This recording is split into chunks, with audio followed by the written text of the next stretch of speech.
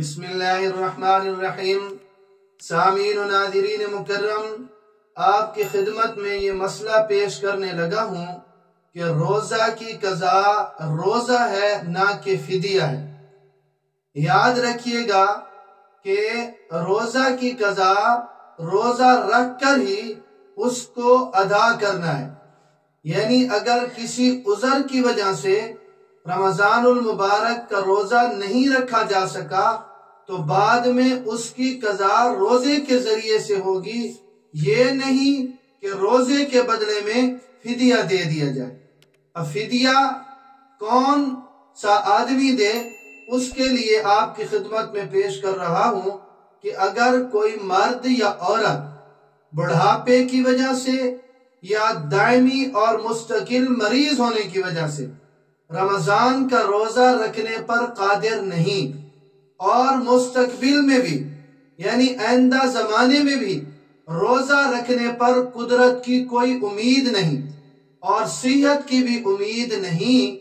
تو اس آدمی کے لیے جو مستقل اور دائمی مریض ہے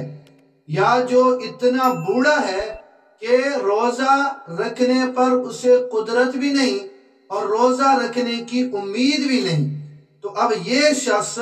روزے کا فدیہ دے گا کہ ہر روزے کے بدلے میں تقریباً 2 کلو گندم یا اس کی قیمت یہ فدیہ میں ادا کرے گا۔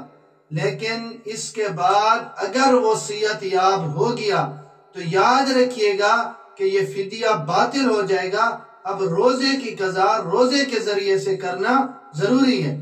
یعنی جو روزوں کا فدیہ ادا کیا وہ ایک صدقہ نفلی بن جائے گا اور روزے کی قضا اس کے ذمہ میں باقی رہے گی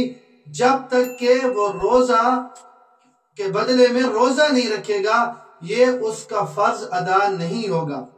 تو دوبارہ اس بات کو سمجھ لیجئے کہ جو لوگ روزہ نہیں رکھتے اور روزے کے بدلے میں فدیہ دے دیتے ہیں تو یہ فدیہ ان کا باطل ہے، اس لیے کہ روزے پر جب قدرت ہو گئی تو اب روزے کی قضا روزے کے ذریعے سے ہی کرے۔ تو یہی مسئلہ آپ کی خدمت میں پیش کیا ہے کہ روزے کی قضا روزہ ہے نہ کہ فدیہ ہے۔ اللہ رب العزت مجھے اور آپ سب کو سمجھنے کی توفیق نصیب فرمائے۔